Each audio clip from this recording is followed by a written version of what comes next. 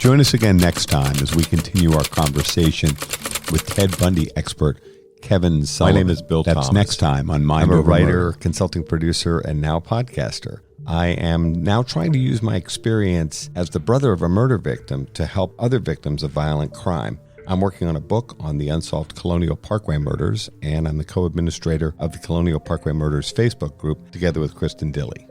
My name is Kristin Dilley. I'm a writer, a researcher, a teacher, and a victims advocate, as well as the social media manager and co-administrator for the Colonial Parkway Murders Facebook page with my partner in crime, Bill Thomas.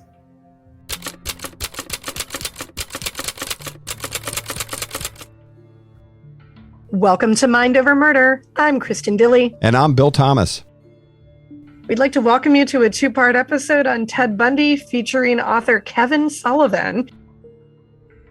We have some amazing news. We've just crossed over 500,000 downloads. That's Yay. 500,000 downloads. We're so thrilled, and we can't thank all of our listeners enough.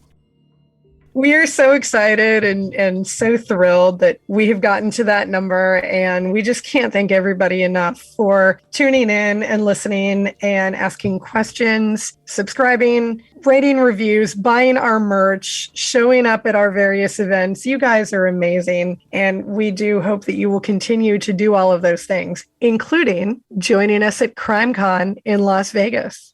I guess the only other thing we can ask is that you tell your friends about Mind Over Murder. We are so thrilled to have a chance to join you each week with Mind Over Murder, and our bonus episodes have been extremely well received. Lots of people actually have found going back and listening to an earlier episode of Mind Over Murder they might have never heard before, or they hadn't heard for a year or two, because we started this thing 2 years ago this January. 2 years. It feels both incredibly long and incredibly short time ago that we started this. The most important thing is to thank each and every one of you for your loyal support and your interest in the podcast. And as Kristin said, your comments and questions and thoughtful analysis are very much appreciated. And we hope you'll continue to use our social media platforms as a way to reach out to us.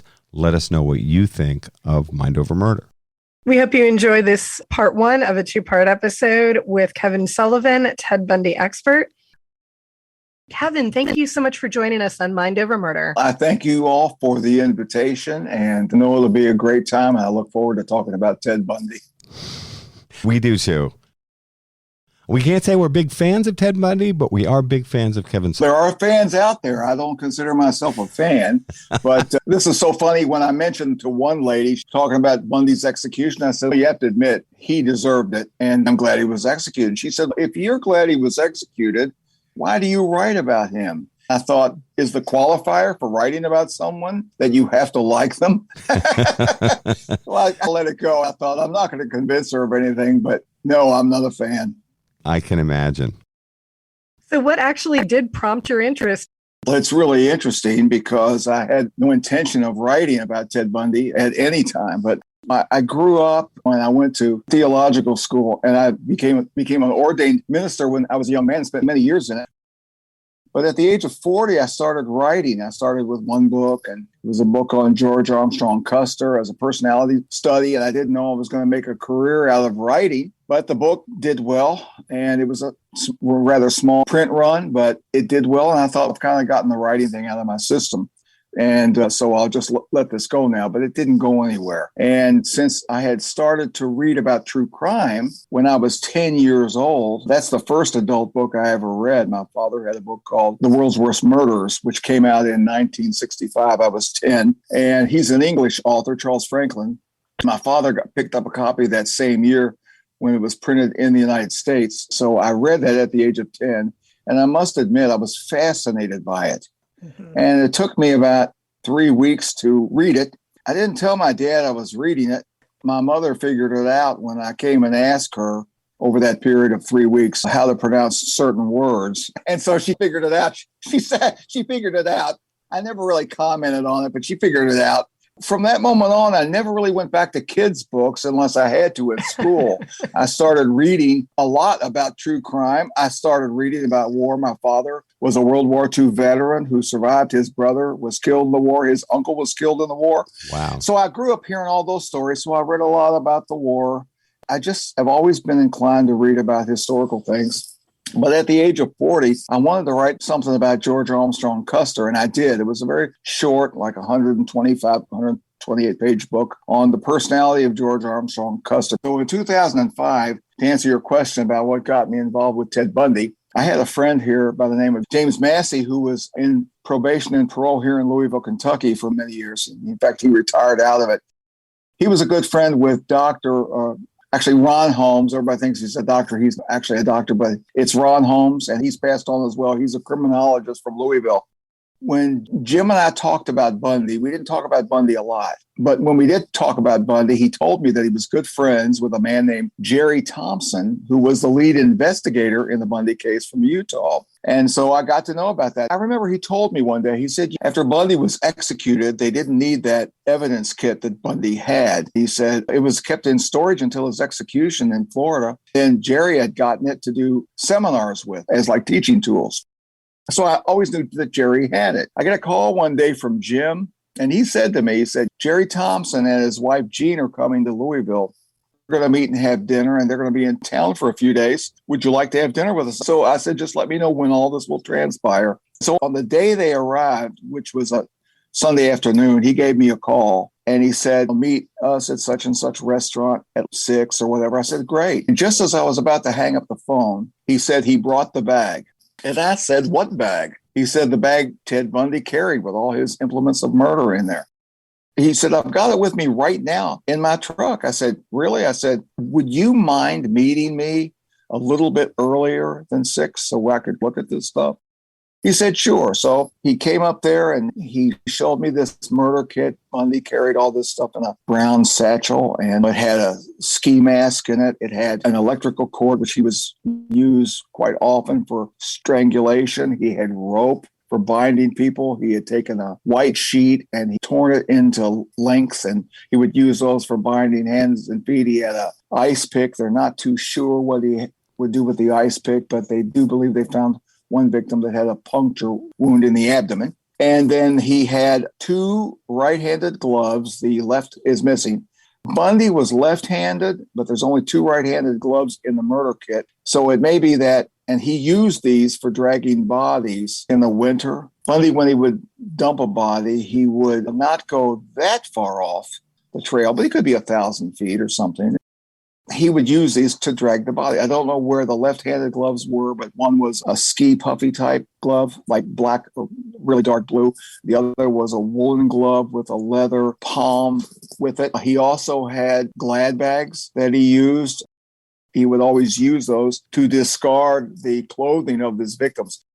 If he left a body on top of the ground, he would never leave it with more than a beaded necklace. But he would take all the clothes and anything. Of course, that's before DNA. Right. He took everything that could possibly be contaminated with hairs or any kind, his or hers or any evidence. He would take those and he would dump those maybe 100 miles down in a dumpster. I know for a fact that with the Julie Cunningham murder in Colorado, he said that he took it way down the road, but he dumped that into a Goodwill dumpster. So somebody got Julie's clothes and then whatever thing else she had on there. And nobody ever knew this.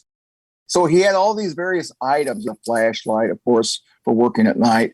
So I got to look at it, and we met Jerry and Jean Thompson, and we went ahead and had a great dinner. Then we went back to the Breckenridge Inn here in Louisville. It just was torn down like last month, but it's in what's called the Hikes Point area. It's a nice area. We sat around the pool, and the 3 of us talked, and I got to interview Jerry for the first time. At the time, I was writing I wasn't on staff. I would submit feature articles, the main articles, to a weekly print newspaper in Louisville. It was published in Louisville, Lexington, Kentucky, and 5 other states. So I thought I might write an article about interviewing Jerry and just seeing this murder kit.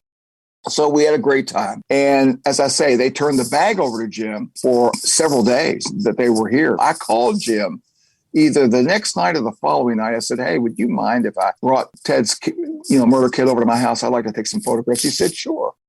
So I went over to his house. I picked it up, put it on the passenger seat. I'm driving. It's already nighttime. I called my wife. I said, listen, honey, I said, if there's anything on the dining room table, could you go ahead and remove it? Because I'm bringing Ted Bundy's murder kit into the house. She wasn't so pleased about that. I was going to say, how did she respond? It's not like, this is not her dream night. No. I said, honey, I'm bringing Ted Bundy's murder kit. I could see a lot of people not really, reacting. No, but she understood. So I brought this thing in. I photographed it. My son-in-law was here. We photographed it. And I took the bag back. When they were leaving, like the day after, Jim called me, said, come back to the Breckenridge Inn and talk to Jerry and Jean for a little bit. And he said he would like to see you. I said, sure. So we came back up there, and here's what did it. As we're standing there talking, he gave me and he gave Jim one of the Glad trash bags from Bundy's murder kit. It was a kit that it held 10 at one point. And when they arrested him, it had 7 in it. And so he gave me one, he gave Jim one. And I said, Jerry, would you mind writing a letter of authentication for this? Mm-hmm. And I didn't have any paper or pens with me. So he said, yeah. So I ran into the Breckenridge Inn and I got some of their stuff with their heading on it of the Breckenridge Inn. And he wrote it out. I take this thing home. I write the article for Snitch and I thought I'll be done with it. But listen, this experience for me was so surreal. I would read a little bit about Bundy. I'd look at that bag. I think this is actually from Ted Bundy's car. Yeah. And it wasn't meeting Jerry. It was having that murder kit in my home and having that bag given to me that I said to myself, I'm going to write a biography of Bundy. And I was aware that most of the books that have been written, the standard books from these authors that, worked with him and stuff like that, they were published years ago. Of course, I didn't know Bundy. So I decided to write this book, and I never interviewed him, but I thought, you know what? I've got the testimony of Jerry. I bet I can hunt down all the other detectives. And then Jim said to me, he said, I can put you in touch with Dr. Al Carlisle from Utah, who did the psychological examination of Bundy. And of course, you've got an open door now with Jerry. He said, I know Mike Fisher, the Colorado investigator. He said, but I don't have any contact information. But if you find him, tell him that you know me and say hello for me. And I said I would. There was others that I had to track down. Bill Hagmeyer, the FBI agent who worked with Bundy for the last few years of Bundy's life. And Bill was very gracious to me. We had a really, really long interview one day by phone, and then I called him back again, and he answered additional questions. So I was able to track everybody down that I needed to. I got all these case files from all these different locations. I remember even Jim said, now, Kevin, you say you want to write this biography, but Bundy's been done to death. You should think of writing about someone else. I said, no. And sometimes when I say this to people, you just got to go with what you know inside. This was so cool because even though people were telling me, no, there's enough books on Bundy, nothing had been written on him many years. I said, I'm going to do it. And I was glad I did, because halfway through the book, which came to be The Bundy Murders, A Comprehensive History, which is my flagship book on Bundy. It's a full treatment of the murders and a full biography of Bundy. When I was about halfway through with that book, I was discovering new things that no one had discovered about several of the murders and from these detectives, and a lot of very new information about the case in general. I have a friend who, after the book came out in 2009, he was having lunch with Stephen Michaud, the writer of The Only Living Witness and Conversations with a Killer. They were discussing my book, and my friend had my book with him, and he picked up my book. Michaud did it. He said, listen, there are things in this book that even I didn't know. He worked with Bundy, and he said, and this is what Michaud said. I didn't talk to Michaud about this, but my friend said, and he said, this goes to show how, like determined investigation, if you just keep at something, you're going to plow new ground. And that's exactly what happened. So I was able, once I finished that book in 2008, it was a 2.5-year marathon. It was 7 days a week. It was mornings and nights. And I'd be out with my wife, and the detective from another state would call, and I'd take the call. And she gave up a lot of time with me to do that. I told her I'll never write a book quite like that and take that much time away from you again. But it was a real 2.5-year marathon. She's very pleased with it now because it's always done so well. Mm-hmm. But that was the first book. I wanted to jump in here with a question, Kevin, because even just in you starting to lay the groundwork for your first Bundy book, some of the key players have already passed on. Were you running tape? Were you recording these interviews as you met all of these people that were providing this additional information, much of which had never been made public before? How were you doing it more in a traditional journalist style where you were just taking notes? There were times when I did take notes only. There were times when I interviewed. The interviews that I did were interviews I did face-to-face. And in fact, in the Enigma of Ted Bundy, I published the interview quite lengthy with Ron Holmes. I got a really good interview from Don Patchen back in 2008 because I wrote the Bundy murders sequentially. I started in Washington State and then wrote about Utah. I already had Jerry's interview, and then I went on to Florida. But yes, and I got Jerry Thompson, who passed away. I interviewed Jerry for the second time at the Fashion Place Mall where Bundy had abducted Carol DeRange. We sat in the cafeteria, I should say the food court. That was back in August of 2006. So I originally interviewed Jerry in 2005. And then in 2006, when I knew I was going to write the book, we did another more in-depth interview. I talked to Jerry a lot on the phone. So sometimes I was just taking notes. And in the case of Mike Fisher, Fisher supplied me with a lot of really good backstory information that I couldn't get. And I remember he described a particular murder. Actually, he was describing the murder and what Bundy did to Karen Campbell.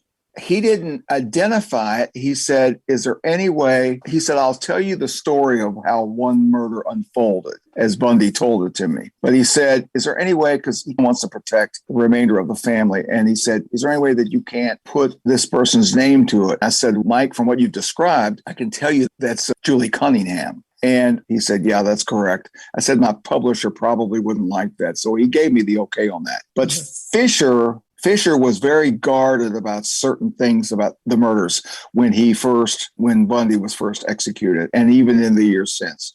And I think in the years following, and this is again 20 years, Bundy was put to death in 89. This is 2008 when I'm interviewing him, or 2007, I should say, and into 2008. So we're talking 18, 19 years after the execution of Bundy. He came clean. Well, not came clean, I hate to use that term, but he was more willing to tell some things that never got into print before. I was very fortunate. And Mike did a wonderful thing because many things, we talked a lot on the phone, but he wrote out for me many of his experiences and emailed them. You'll see those, most of those show up in their full format in my second book, which is called The Trail of Ted Bundy. So sometimes it was interviewing by tape. Sometimes it was just taking notes. And sometimes it was just, if I'm in the car talking to Jerry Thompson, I'm listening to him and I'm running home and then writing it down. However, before the Bundy murders was published, any quotes that I used from any detectives in the book, The Bundy Murders, McFarland has a thing where they must have those quotes sent to the people that were interviewed. In this case, it would be mostly detectives, but others, certain people that I interviewed, like Dr. Al Carlisle and things like that, who weren't actually in the police force. I would say, this is what I've got you telling me in the book. If I'm wrong about anything, tell me, I'll fix it and send it back to you. So only in one case did somebody say, you got something wrong and here's what it is, I fixed it. Then they'd sign off on it. And they had to send me, back then, they had to send me an actual paper with their signature, and I would mail those to McFarland. So they just wanted to make sure that I had all my I's dotted and T's crossed. I only sent this off to 6 publishers in October of 2009 after they finished the book. I heard back from McFarland very quickly, and I asked the acquisition editor what it was that he liked about my book that he responded so quickly. He said, you've got everything, like footnoted, you've got everything. I mean, it's right there for us to look up. And he said, I like your prose, but it's an in-depth. And I did that on purpose. I crammed so much into the Bundy murders. That was my intention. I've had people come back and tell, I've had to read your book 2 and 3 times just to take it all in. Yeah, I've read it a couple of times. I'm telling you, that's what people tell me. And of course, it's an audio book now. And this one lady was so funny. She said, when she left a really nice review on all of it, she said, this book, it makes me look forward to getting stuck in traffic. Nobody likes to be stuck in traffic, but it gives her an opportunity to listen to the book longer. So it really was a case of doing what I knew I should do and write this book.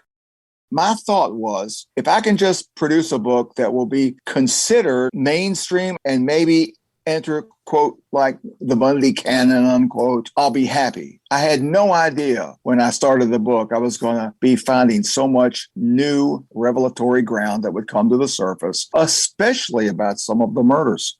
It was just shocking, but in a good way. I've had someone tell me who's familiar in publishing, he said, Kevin, that book's going to be going long after you're dead. He said, they'll probably be publishing that book 100 years from now. Maybe not, who knows about those things, but it was a nice thing to say. People do the fact, and I also wrote it a different way. I wrote it as if you're like riding along with Bundy. You're there seeing the things in real time. Before, when dealing with Bundy, a lot of times writers would have the girls disappearing, nobody knows who they are. And I do that in one chapter, but in the rest of it, you are just following along as these things are unfolding.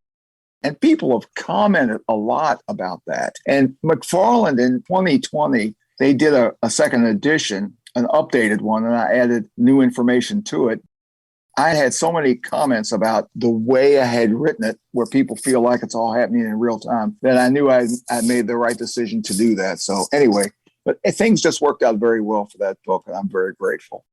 What do you make of the fact that there was always new information coming forward? How did that manifest itself? Did people just keep reaching out to you or saying you should also talk to? How did that work? Yes, it's an interesting thing. After the Bundy murders was published, when I wrote that book, I always stick to the facts, but I remember there was a couple things I said about the murder of Kathy Parks and a letter that she probably mailed that night. She ran into a woman named Lorraine Fargo, and I said, it could be because Lorraine came from the library, and I know how Bundy, he likes to hunt libraries. I said, I wonder if he was following Lorraine that night. And then he saw Lorraine Fargo stop and talk. And I say this in the book, stop and talk with Kathy Parks. It was speculation, but it was based on some evidence. The letter she wrote to her boyfriend was postmarked May 7th, 1974, and she disappeared on May 6th, just before midnight. So I suspected she might have had that letter with her at that time. Anyway, a year later, Lorraine Fargo contacts me, and we became friends. And she told me about all the damage, the emotional damage she's carried all these years from Bundy had done to her friend. And that happens a lot with people. But I asked her a couple of questions. I asked her about these, and she confirmed both of them. She said, yeah, Kathy, I was watching her. We talked right across from a small street that separates the Memorial Union Commons cafeteria, where she went into and ran into Bundy a little before 11. So we were just across the street. And as we talked, I saw the letter in her hand. And turns out she had a weird guy bothering her at the library who followed her out, which I think is no doubt Bundy. She tried not to look him in the face. She got some looks at him, but she said, she's just trying to get away from this guy. And so she fell in with a crowd. So he probably kept his distance and then saw her talking with Kathy. And then Kathy comes back into the cafeteria and Bundy goes back in. So the thing of it is, I've had so many people contact me. And honestly, there's three categories this falls into. One, people contact me and they think they've had an encounter with Bundy, but maybe geographically it doesn't work out. Mm-hmm. He just wasn't there at the time. There's one lady here in Louisville that is convinced that Bundy, and there's a little town across the river from Louisville called New Albany. There's Jeffersonville and New Albany, Indiana, just across the river. She thinks Bundy was attacking her here in 1974. Well, it's not true. Bundy was in the Northwest. He was up in Washington State doing all those murders. So he wasn't here. But then you get these other things where you can get these stories to where you think, boy, that really looks good, or it doesn't look so good based on what they said. And then you have some people come along and they tell you things, and man, it's Bundy. It's Bundy from what they say he said to her. And so it's just real interesting. And I've had so many people, I couldn't even tell you how many people have contacted me over the years, but I wasn't kidding when I'm saying that they helped drive the additional books, because these interviews I would do, they would build up in my files. And then, okay, so then I published a second book and I thought this is going to be it. I've got all these people in there, all this new information. Certainly that's going to be it. And then more people would come out and they would talk to me. And this was very cool. You're listening to Mind Over Murder. We'll be right back after this word from our sponsors.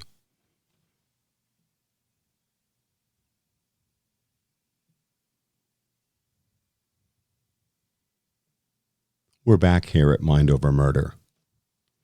I interviewed a woman for my second book, The Trail of Ted Bundy, who was the blonde. I don't know if you've ever seen the picture, but she's pretending to wash dishes with Ted Bundy. And that is Carol Bartholomew. She was Carol Hall at the time, but she married Wayne Bartholomew, who became an attorney. They had a bunch of kids and grandkids, but she's the one that was with Bundy that night at this party where they were all together. She gave me the name of a woman named Louise Cannon, who was also, and I can't wait to tell you this story. Louise Cannon, I said, have you ever been contacted by a writer? She said, no. She said, outside of the detectives I've spoken to, no one's ever contacted me. Here was Louise Cannon's deal. And she knows Carol Bartholomew. Louise Cannon used to work at a bank that her family owned right near where Bundy lived, not at 565 First Avenue in Salt Lake City, but when he had to move after he was on the cops' radar and he lost his VW, he moved a little bit closer even to where he needed to be. So her bank was like what they call caddy corner and 2 blocks away, and he would see her in this bank.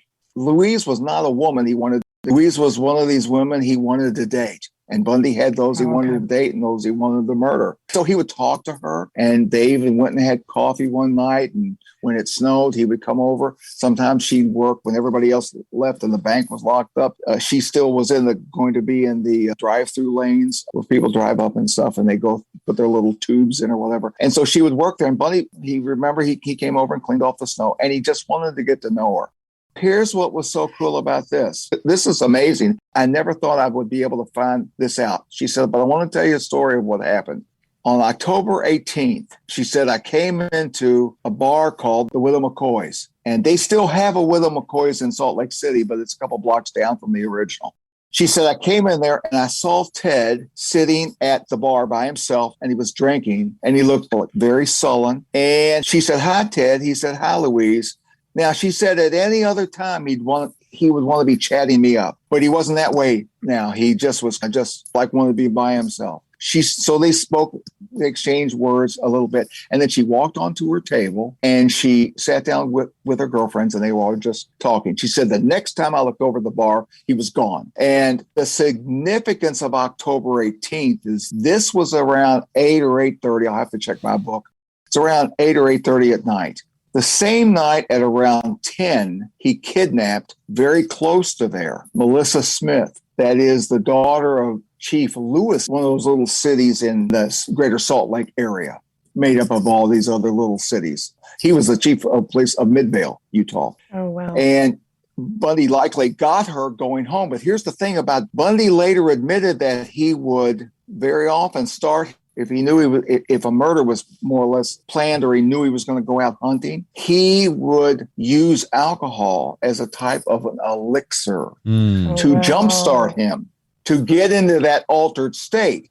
Now, this makes perfect sense why Louise, and I told her this. I said, Louise, the reason why he didn't want to talk much, he was already entering that altered state, and he was jump-starting himself with alcohol. He was thinking about the woman he was going to get. He was thinking about what he wanted to do with her. And so all of this came out for the first time. And again, this is a woman that had never been talked to by any writers or any news people, only detectives. And if it wouldn't have been for Carol giving me her name, because that's one lady that didn't contact me, but I just learned it from Carol. And sometimes these contacts happen just like that, a lot of times. But a lot of them contact me, and that's how this stuff starts to formulate. Let me just say this right here. After the 6th book, I stomped my foot on the ground and I said, that's it, I'm done. And then lo and behold, 2 out of 3 people that contacted me in January of last year, just a year ago, turned out to be absolute valid Bundy people. I told my publisher, I said, and I waited, and then more came in. And I told my publishers, I said, you know what? I'm thinking of doing a yearly update, having a book that's really 250 to 300 pages instead of that. I think I'll put out a yearly update on these new cases that are coming, and I only use the ones that I'm quite sure are cases. I said, I think I'll just put out, maybe it's going to be 150 pages, but I'll do it once a year. And then if it peters out in 2 or 3 years, then that'll be the end of it. at least those new testimonies that come in that I think are valid, I'd like to get them out there. Then I will add stuff to it and we'll look at other aspects of the case and maybe delve into some other things. But it's funny because as I feel about myself, I'm a historian, and the more stuff I can get on the printed page, the better it is. I've got some things coming out with this. In fact, it's going to be called Ted Bundy, the Yearly Updates, Volume 1. The publisher has Volume 1 now. Pretty soon it'll be in the editing phase. Yeah. And so that should be coming out later in 22. So much stuff came to me during this last year. I just had to do it. So if that continues, I will continue having the yearly updates, Volume 2, Volume 3, etc.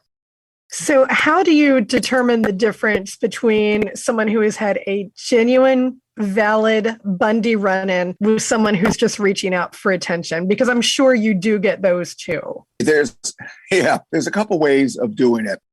If things work out geographically and you can find out some things and you think that they were there in a certain part of the country when Bundy was there, then you automatically have to say that's a possibility. Now, sometimes certain things come out, and I've got something coming out in this book where Bundy, this 7th book, this yearly update, for example, I think this is an example. There were 2 women who had an apartment. The publisher doesn't want me to go into great detail about these things right now because they hadn't been published, but they lived on a first floor apartment in Salt Lake City in like a brownstone, and they got a knock on the door one day. This fellow that they later identified, both of them, as Ted Bundy, he said, I am looking for, he said, excuse me. Bundy was always polite. He was always saying, excuse me, miss, or excuse me, ma'am, or could I bother you for a second? Or I'm sorry to bother you. Very polite.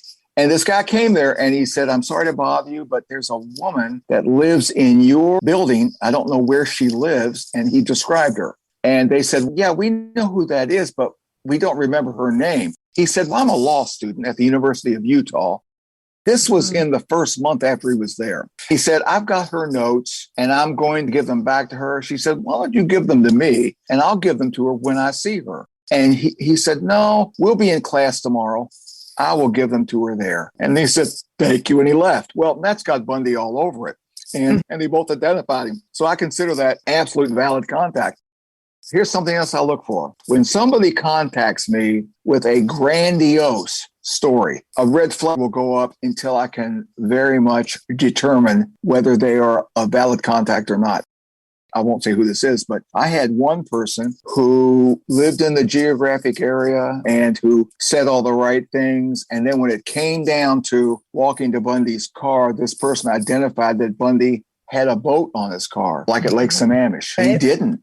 He used that story, but he never did bring a boat with him or a little canoe or whatever. He didn't do it. And so you'll hear things out of these stories and these red flags will pop up. There are times when I'll say, I can't prove this, but this has all earmarks or whatever of it being a true story. But there's others I can say, yes, that this is really an absolute. And then there's some I can say, yes, this is likely Bundy. And then there's others. Of the people that contact me, probably less than 10% are valid. That's how many. Yeah. Now, there's a couple people. I talk about one woman in this book. She said, I didn't have much of an encounter with Bundy. You see, when I wrote the Bundy story so many years ago, the Bundy murders, I had forgotten that Bundy had admitted to killing 2 in Oregon. She contacted me and she had a story for me. And she said, I had an encounter with him. It wasn't much, she said. But later when he was arrested, I was able to identify that's the person. He drove a beige Volkswagen Beetle. He nearly ran into me. He was driving very slowly through Oregon State University, same place where Kathy Parks went out.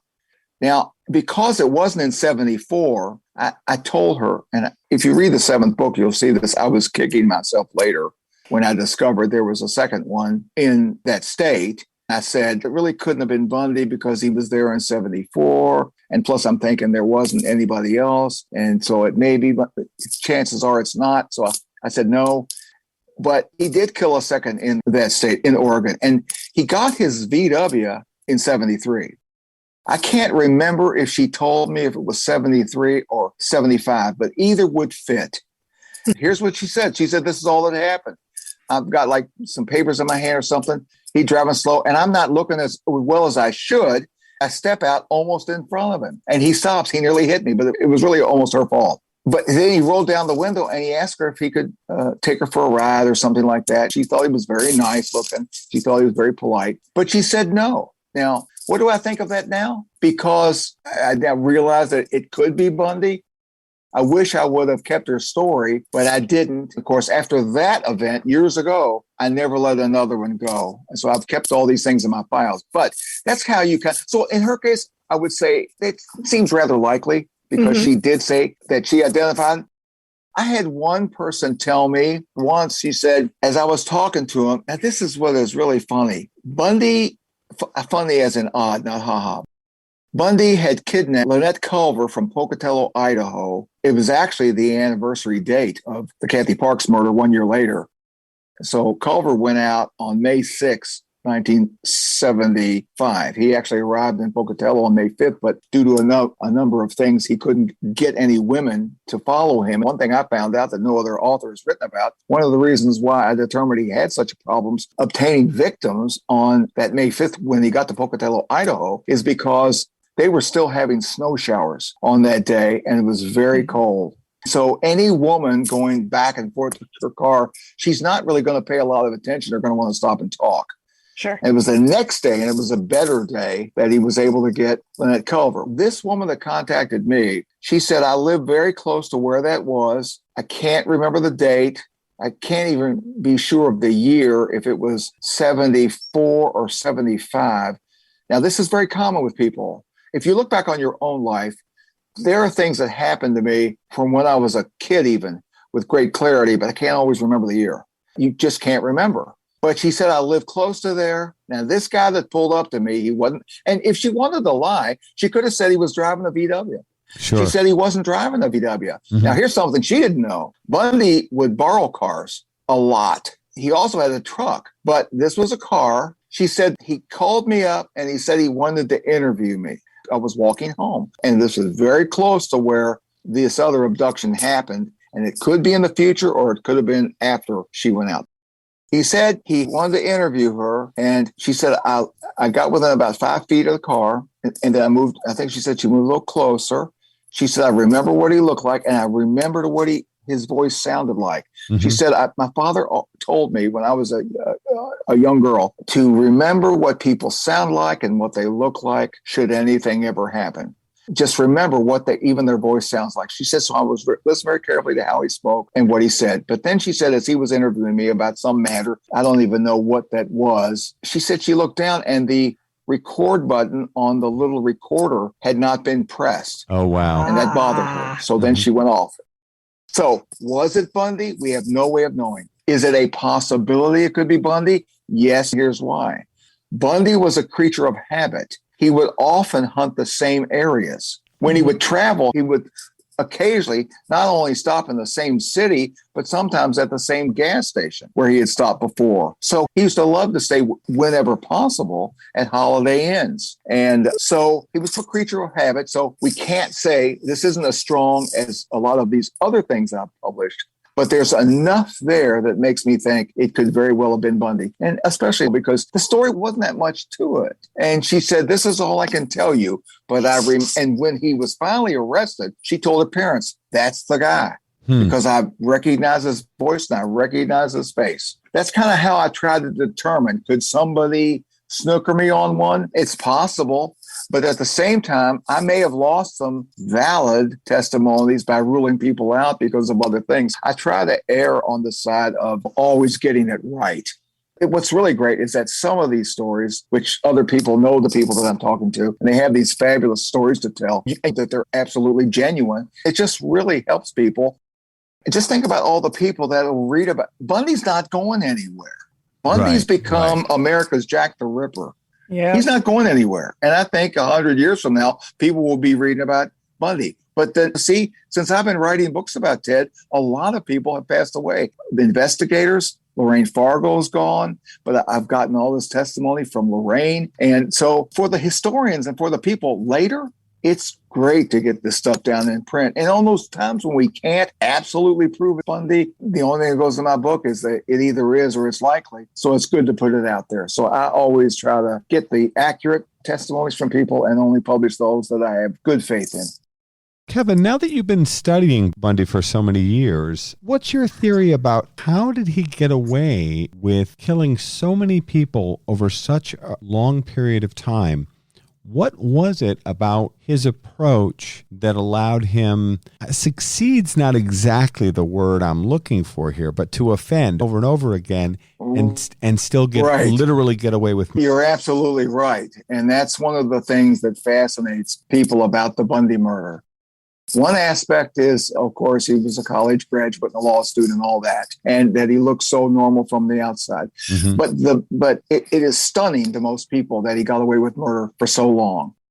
I think that is due to a couple of things. I think it's due to most of his murders were planned. When I say planned, I don't mean that he knew always exactly who he was going to get, but he would set up the pattern of how he would hunt and try to get people.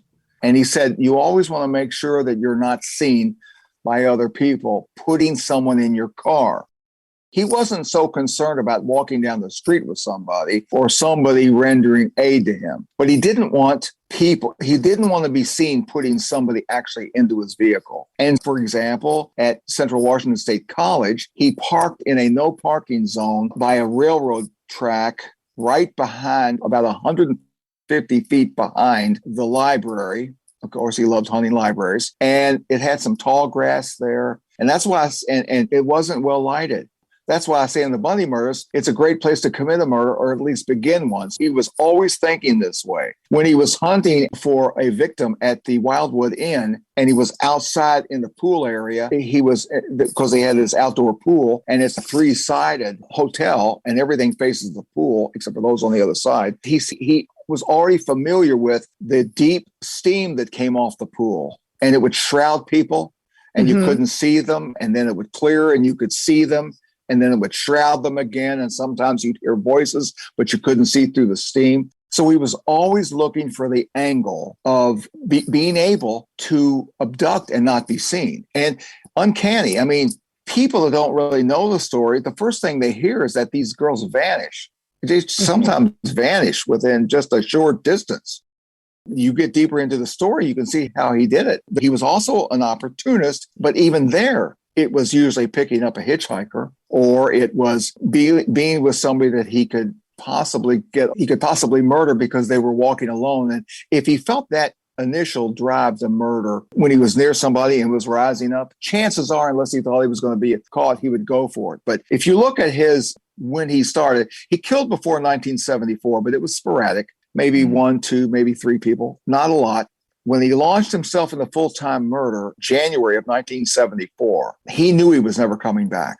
He was just going to do it full-time, and everything else he did with politics or whatever, which started to quickly fade away, or schooling or law school, it was just to be a facade while he committed murder. And he got away with all through 1974, all the way into Utah when he went in September, and he kicked up the killing and killed at least 4 women in just a matter of weeks. Then when he started killing in 1975, and the reason why I'm going through this little thing now, it wasn't until he got to Pocatello in May of 1975 that anybody even asked him a question about what he was doing in a certain area. He had gone up into a women's dormitory where males were not allowed. A male security officer or somebody on staff said, "You're not supposed to be here. Do you have any identification on you?" He said, "No." He said, "You got to leave the building." And so out Bundy went. Well, that's the first time he had ever had anything thrown up into his face about the murder. He was very careful. Dr. Al Carlisle said, this is a man that when dealing with conversations with people, if he knew he had to talk to you, he would anticipate what you're going to say, what you might ask. And Carlisle said he might have 2 or 3 different answers to give you that would best fit at the moment. That would be a tough way for me to live if I had to pre-screen all of my conversations and figure that out. But he was this way. He was a very internal person. All this thing was internalized. Bob Keppel said it. He was correct, the Washington detective. I knew Bob was a great guy. He's another one that's gone now. But Keppel said, this is a guy that thinks about murder 24/7. And that's true. And when Bundy passed that, from that realm from fantasy to reality, he just lived in this world of murder the whole time. Everything else he did as a normal human was just to keep the charade going, that he was a normal person. I don't think there's ever going to be anybody. There's a lot of people that have killed more than Bundy. Mm-hmm. But I don't think there's, and Bundy really, God knows how many he killed. Have you all seen the movie? And I interviewed Bill Hagmaier twice, but there's certain things that came out in the movie. Yeah. If you see that, Bundy talks about he's whacked some of these girls in the head, dragged them, and they would wake up and run off into the woods. Yeah, I recently watched that. Hagmaier pressed him.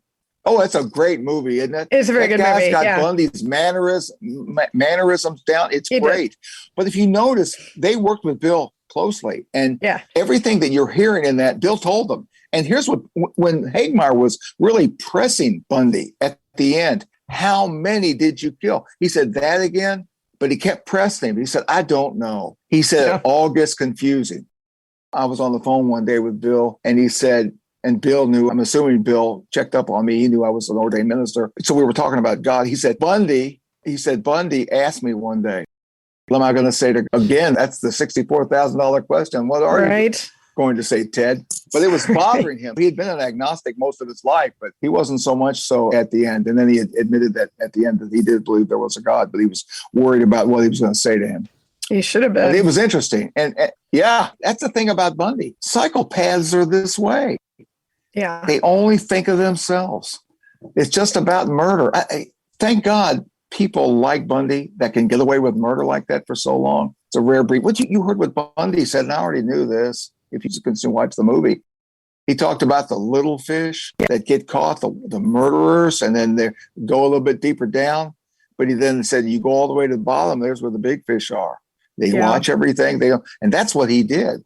He watched everything. He was so internalized. And nobody had any idea that he was a monster. This is why so many people that knew Bundy could not bring themselves to believe that he could be the murderer of the Northwest and beyond.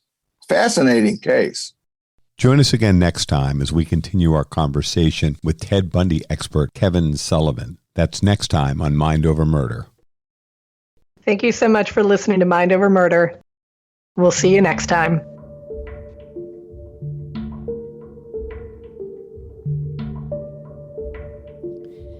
Mind Over Murder is a production of Absolute Zero and Another Dog Productions. Our executive producers are Bill Thomas and Kristin Dilley. Our logo art is by Pamela Arnois. Our theme music is by Kevin MacLeod. Mind Over Murder is distributed in partnership with Crawlspace Media. You can follow us on Facebook, Twitter, or Instagram. You can also follow our page on the Colonial Parkway Murders on Facebook. And finally, you can follow Bill Thomas on Twitter at BillThomas56. Thank you for listening to Mind Over Murder.